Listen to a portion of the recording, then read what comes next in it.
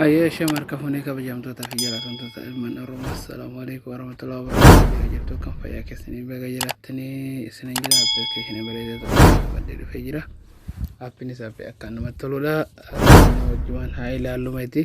Appinis YouTube keenya yeroo seenu fakkeenya osoo keessaa hin baane viidiyoo sana akka nu taphatu mana bira senne takka Facebook takka waan bira senne ilaaluudhaaf osoo duubatti hin deebine keessa baane nu taphachuu viidiyoon kan hin dhaabatu. Kanaaf mee appilikeeshinii Play keessa argama. Wali keessa YouTube jala isinii kaaya. Kanaaf senne walumaa ilaalu isinii jira appilikeeshinii leen isa kana.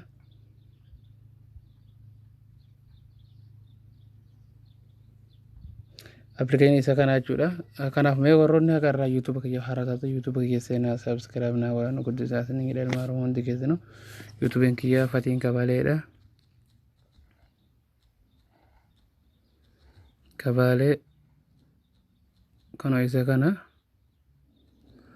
Senaa subscribe no godha isinii jira ilmaan Oromoo hundi keessanuu no isa kanaati. Kanaaf nu jajjabeessaa yaada keessan nu barreessaa isinii jira. Megara application itti dabalu application haala salphaadha xiqqoos nama hin dhibu. Kunoo isa kana walumaan seennee haa ilaallume. Amma nu gaafate jira alloo jennee hayyamaa kennuuf haa seennu.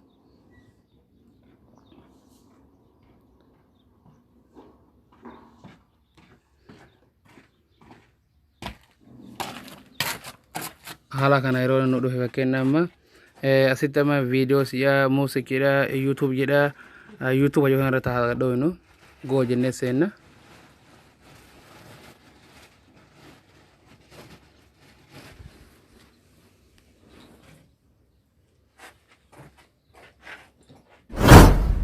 Haala kanaan bakka YouTube kiyya na dhufe jedhama. YouTube kiyya keessa naqee jira.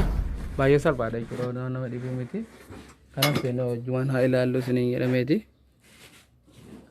Amma bakka tuqaa bakka gubbaa gurraacha bakka fakkeenya bakka maqaa YouTube itti mul'atu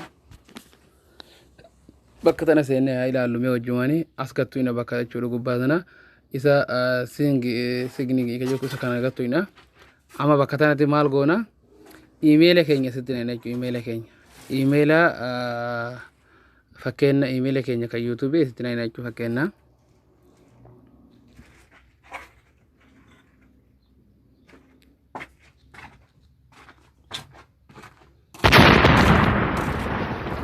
Fakkeenya amma email keenya itti guuteen jira email keenya itti guuteen jira passport illee fakkeenya mee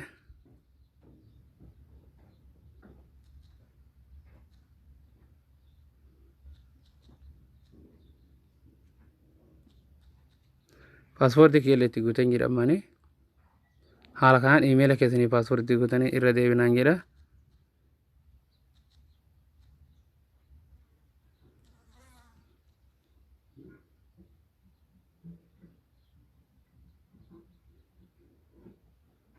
Haala kanaan passport keessan email keessan jechuudha kenna.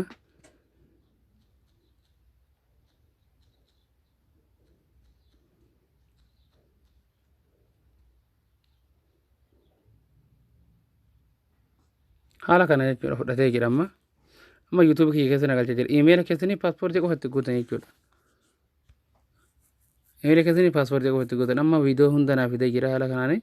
Haala salphaadhaan seentanii ilaaluu dandeessu jechuudha. Amma profaayilii kiyya nuu kuyya naa ta'e bahee jira jechuudha. Fakkeenya mee duubatti haa deebinu isin garsiisa.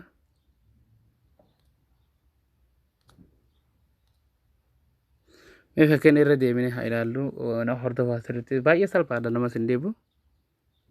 Kanaaf haala kana yeroo seennu yeroo seenne videos jala kanatti muuzikiidha YouTube jedha mee jira YouTube kan yoo kanarratti gattu ina yeroo gattu ine haala kanaan nuuf fida jechuudha.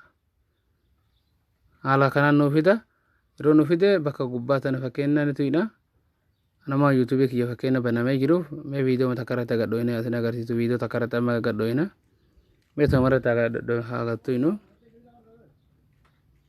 viidiyoo takka iyyuu tafsiisuudhaafi.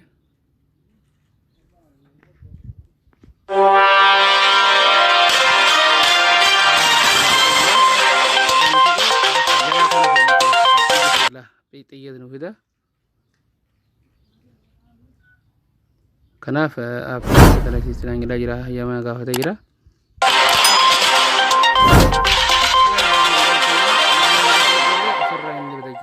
harka fune daawwattootaa fi hordoftoota maatii mu'aa Oromoo YouTube akkam jirtan nageenyi keenya kan jaalala bakka sena bufadha isiniin jedha baay'ee tokko nama tola kanaaf yoo du'a nuti kenna YouTube keenya asmarratti waan barbaanne haasawaa waa bakka biraa senne ilaaluu dandeenya jechuudha kanaaf application kan akka isin kanatti seenaati bufadha isiniin jedha warroon hagarraa YouTube kiyya faarasatan YouTube kiyya subscribe na godha isiniin jedha amma fakkeenyame linkii appicha isaa argannaa warra itti fakkeenyama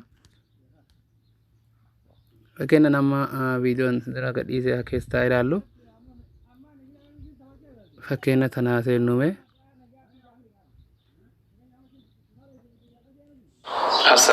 tana bakka amma fakkeenya eessituina bakka barruu amma fakkeenya barreessatan bakka xiqqoo tana yookaan bakka barruu tana gattuune ita gattuune haala kana jalatti akkanatti baay'achuu linkiin isaa kunoo kana jechuudha linkiin isaa WhatsApp Telegram asii isinii ka kiyyallee seentanii hordofuu dandeessanii kanaaf appichi haala kanaan isinii dhufa seentanii daayiloo godhachuu dandeessanii jechuudha haala salphaadhaa baay'ee bufadha itti fayyadamaan isinii ilma Oromoo keessanuu haga barumsa biraatti walitti deebinutti turtii gaarii